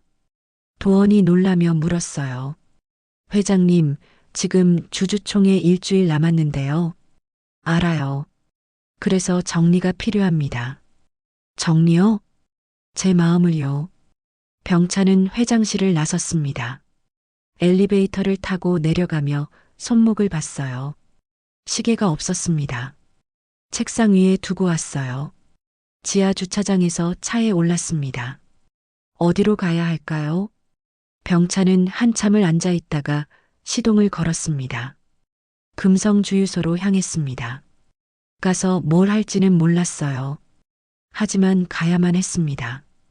국도를 달리며 병차는 생각했습니다. 30년을 도망쳤어요. 이제는 맞서야 했습니다. 수미에게, 진우에게, 그리고 자기 자신에게요. 차 안 라디오에서 뉴스가 흘러나왔습니다. 경제 뉴스였어요. 자신의 이름이 나왔지만 병차는 끄지 않았습니다. 들어야 했어요. 주유소가 보이기 시작했습니다. 병차는 속도를 줄였어요.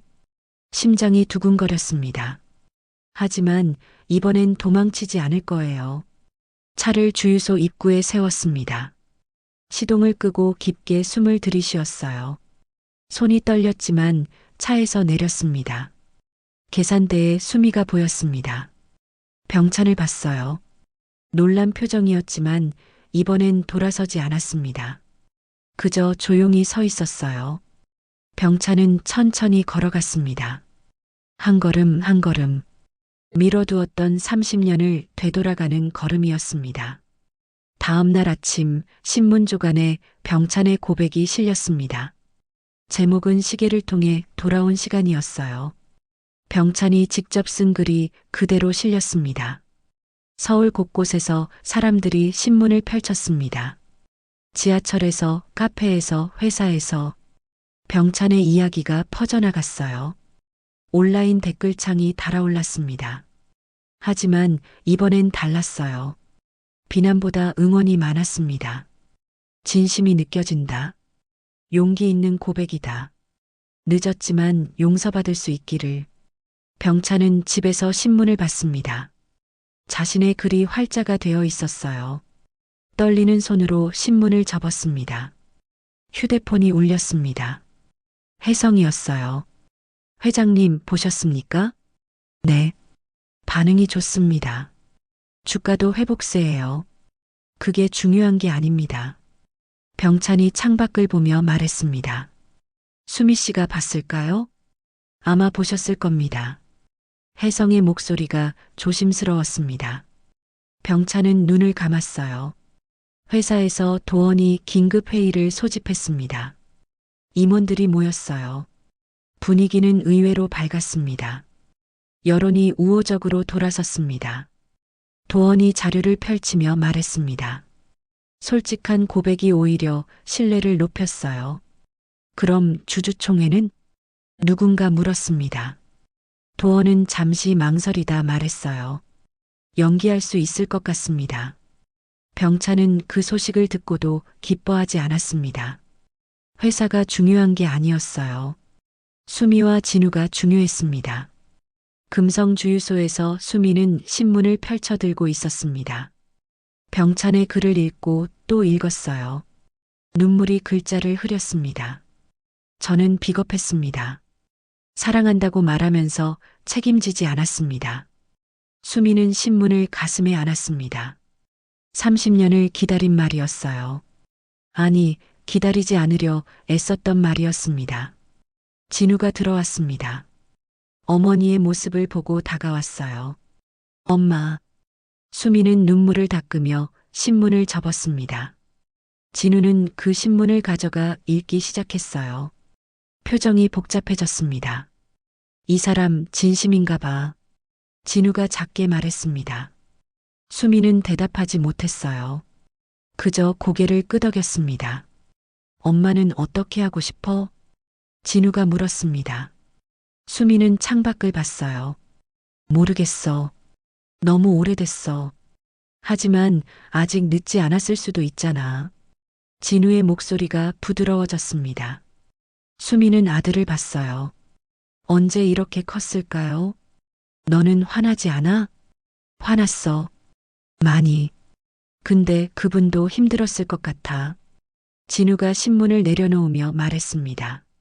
모르고 살았다는 게 변명은 아니지만 알았다면 달랐을 거야. 수미는 눈물을 흘렸습니다. 진우가 어머니를 안아줬어요. 오후 3시 병차는 차를 몰고 금성주유소로 향했습니다. 이번엔 망설이지 않았어요. 라디오에서 뉴스가 흘러나왔습니다. 최병찬 회장의 고백이 화제가 되고 있습니다. 진정성 있는 사과라는 평가가. 병찬은 라디오를 껐습니다. 평가는 중요하지 않았어요. 수미의 마음만 중요했습니다. 주유소에 도착했습니다. 차에서 내려 계산대를 봤어요. 수미가 서 있었습니다. 병찬과 눈이 마주쳤어요. 병찬은 천천히 걸어갔습니다. 계산대 문을 열고 들어갔어요. 수미는 움직이지 않았습니다. 기사 봤습니다. 수미가 먼저 말했습니다. 목소리가 떨렸어요. 미안하단 말 기사로 들었네요. 직접 하고 싶었어요. 하지만 용기가 없었습니다. 병찬이 고개를 숙였습니다. 수미는 한참을 그를 바라봤어요. 30년 늦었어요. 알아요. 하지만 수미의 목소리가 작아졌습니다. 오늘은 듣고 싶어서 왔습니다. 병찬이 고개를 들었습니다. 수미의 눈에 눈물이 고여 있었어요. 직접 들려주세요. 미안하다고. 병찬은 한 걸음 다가갔습니다. 떨리는 목소리로 말했어요. 미안합니다.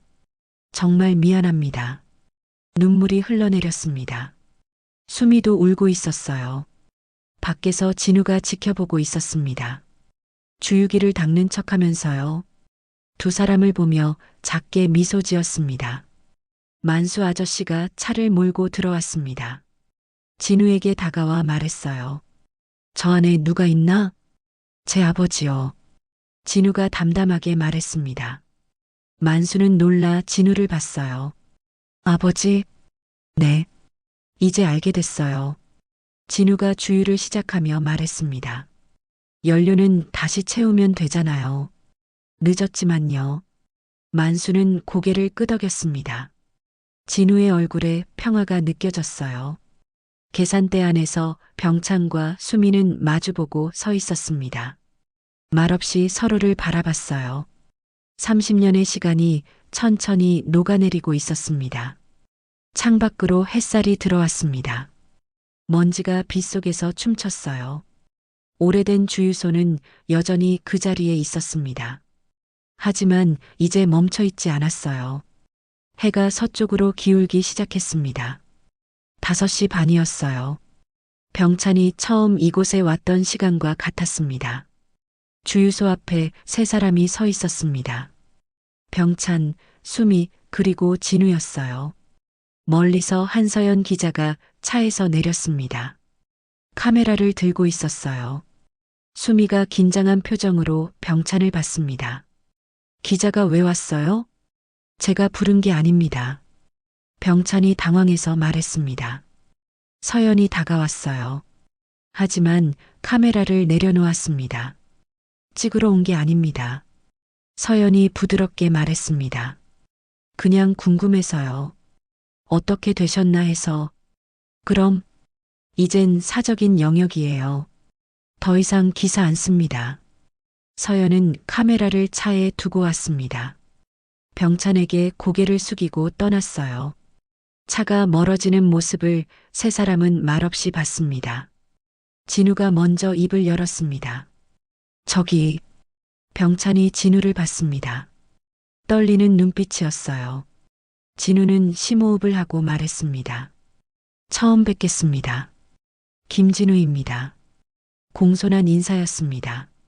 병찬의 눈에서 눈물이 흘러내렸어요. 진우가 손을 내밀었습니다. 차 정비 잘합니다. 믿어도 돼요. 병찬은 떨리는 손으로 진우의 손을 잡았습니다. 따뜻했어요. 살아있는 온기였습니다. 자신의 아들이 건네는 첫 악수였어요. 고맙습니다. 병찬의 목소리가 갈라졌습니다. 시간을 주셔서. 시간은 원래 흐르는 거잖아요. 진우가 웃으며 말했습니다. 병찬은 진우의 얼굴을 한참 바라봤어요. 수미를 닮았습니다. 눈매가 특히 그랬어요. 수미가 주유소 안으로 들어갔습니다. 서랍을 열어 시계가 든 주머니를 꺼냈어요. 밖으로 나와 병찬에게 건넸습니다. 이거. 병찬은 주머니를 열었습니다. 금태 시계가 나왔어요. 자신의 시계와 똑같았습니다. 하지만 멈춰 있었어요. 고장난 지 오래됐어요. 수미가 말했습니다. 병찬은 시계를 손바닥 위에 올려놓고 뒷면을 봤어요. 각인이 새겨져 있었습니다. 자신이 새긴 글씨였어요. 병찬은 주머니에서 자신의 시계를 꺼냈습니다. 두 시계를 나란히 놓았어요. 똑같은 시계였습니다. 하나는 멈춰 있고 하나는 돌아가고 있었어요. 제가 고쳐드릴게요. 병찬이 조심스럽게 말했습니다. 수미는 고개를 끄덕였어요. 진우가 주유기 옆으로 갔습니다. 디스플레이를 닫기 시작했어요. 숫자가 0.0.0을 가리키고 있었습니다. 아, 맞다. 진우가 중얼거리며 리셋 버튼을 눌렀습니다. 숫자가 깜빡이더니 0.0.1로 바뀌었어요. 다시 시작하는 숫자였습니다. 병찬과 수미는 그 모습을 봤습니다. 상징적이었어요. 다시 채워지는 연료처럼 그들의 시간도 다시 시작되고 있었습니다. 배고프지 않아요? 수미가 물었습니다. 병찬이 고개를 끄덕였어요. 그럼 저녁 먹고 가세요. 김치찌개밖에 없지만. 좋습니다. 병찬의 얼굴에 미소가 번졌습니다. 진우도 웃었어요. 세 사람은 주유소 옆 작은 집으로 들어갔습니다. 좁았지만 따뜻한 곳이었어요. 수미가 찌개를 끓이기 시작했습니다. 병찬은 거실을 둘러봤습니다. 낡은 가구들, 작은 텔레비전, 벽에 붙은 진우의 자격증 공부 계획표. 소박했지만 사랑이 느껴지는 공간이었어요. 제가 도와드릴까요? 아니요. 앉아 계세요. 수미가 부엌에서 말했습니다. 병찬은 식탁에 앉아 수미의 뒷모습을 봤어요. 30년 전 기억이 떠올랐습니다. 그때도 수미는 이렇게 밥을 해줬었어요. 진우가 물을 따라 병찬 앞에 놓았습니다. 여기서 잘하셨나요? 병찬이 물었습니다. 진우는 고개를 끄덕였어요. 네. 주유소 근처 이 동네에서 쭉요. 행복했나요? 진우는 잠시 생각하다 웃었습니다. 네. 엄마랑 둘이었지만 행복했어요. 병찬의 가슴이 아팠습니다. 하지만 동시에 고마웠어요. 수미가 진우를 잘 키워줬으니까요. 밥상이 차려졌습니다. 김치찌개, 김치, 계란말이. 소박한 식탁이었어요. 하지만 병찬에게는 최고의 식사였습니다. 맛있게 드세요. 수미가 말했습니다. 세 사람은 숟가락을 들었어요. 병찬은 찌개 한 숟가락을 떠서 입에 넣었습니다. 눈물이 났어요. 맛있어서가 아니라 그리웠기 때문이었습니다. 괜찮으세요? 진우가 걱정스럽게 물었습니다. 병찬은 고개를 끄덕이며 눈물을 닦았어요. 너무 맛있어서 그래요. 수미는 밥을 먹으며 병찬을 봤습니다. 여전히 복잡한 감정이었어요. 하지만 미움은 아니었습니다. 그저 30년의 무게였어요. 창밖으로 석양이 비쳤습니다. 주유소 간판이 빛나기 시작했어요. 병찬이 교체해준 형광등이었습니다. 진우는 거울에 비친 자신의 얼굴을 봤습니다. 문득 병찬과 닮은 부분이 보였어요. 코와 이마. 이제 알 수 있었습니다.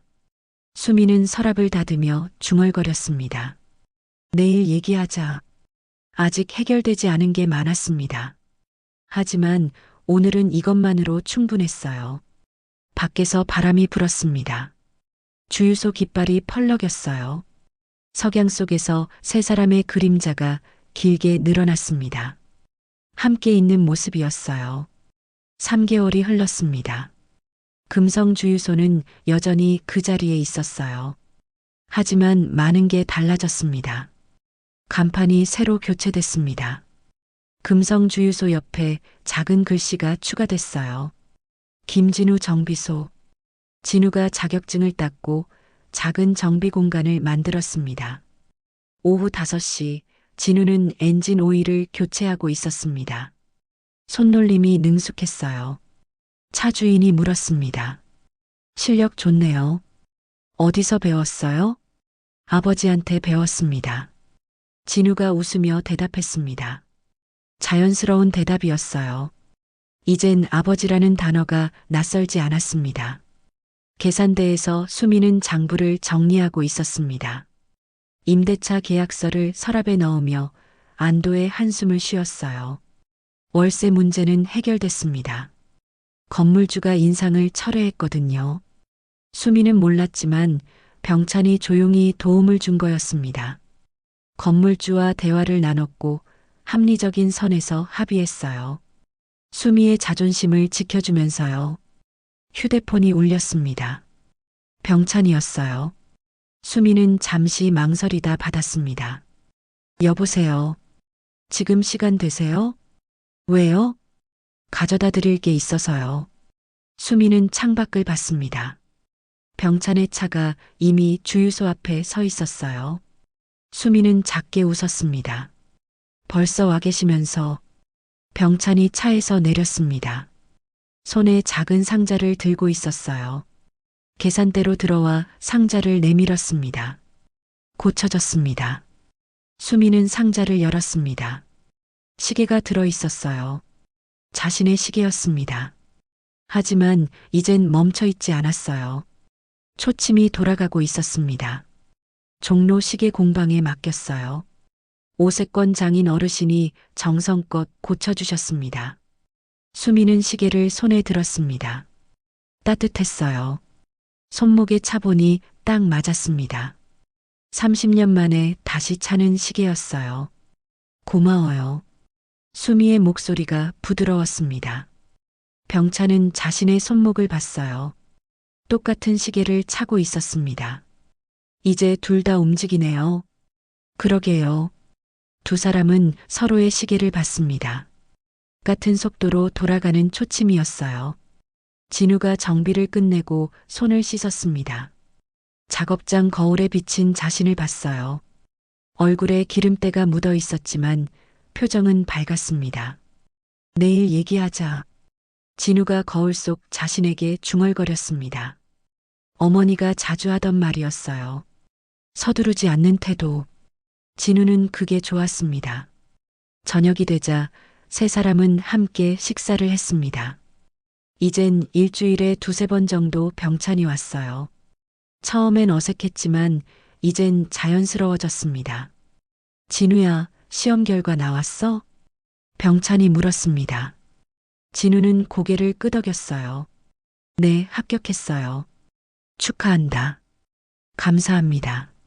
진우가 밝게 웃었습니다. 병찬도 웃었어요. 수미는 그 모습을 지켜보며 미소 지었습니다. 식사 후 병찬은 일어났습니다. 이만 가봐야겠습니다. 조심히 가세요. 수미가 말했습니다. 병찬은 문 앞에서 멈춰 섰어요.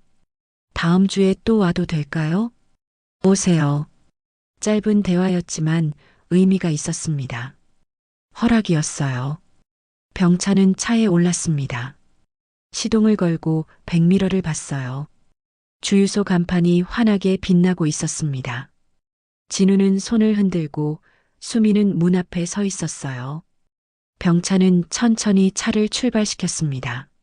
서두르지 않았어요. 시간은 충분했으니까요. 국도를 달리며 병찬은 손목의 시계를 봤습니다. 초침이 정확하게 움직이고 있었어요. 멈추지 않고 되돌아가지도 않고 그저 앞으로 가고 있었습니다. 주유소에서 수미는 하늘을 올려다봤습니다. 별이 떠오르기 시작했어요. 손목의 시계가 째깍거리는 소리가 들렸습니다. 진우가 옆으로 왔습니다. 엄마, 추워. 들어가. 응. 수미는 마지막으로 병찬의 차가 사라진 방향을 봤습니다. 빨간 불빛이 점점 작아지고 있었어요. 내일 얘기하자. 수미가 작게 중얼거렸습니다. 아직 해결할 게 많았어요. 30년을 하루아침에 지울 순 없었습니다. 하지만 시작은 했어요. 진우와 수미는 안으로 들어갔습니다. 불을 켜자 작은 집이 따뜻해졌어요. 텔레비전을 켜고 나란히 앉았습니다. 밤이 깊어갔습니다. 주유소 간판은 여전히 빛나고 있었어요. 바람이 불어 깃발이 펄럭였습니다. 석양은 지고 어둠이 찾아왔지만 빛은 꺼지지 않았어요. 서울 회장실에서 병찬은 창가에 서 있었습니다. 야경을 내려다보며 시계를 만졌어요. 따뜻했습니다.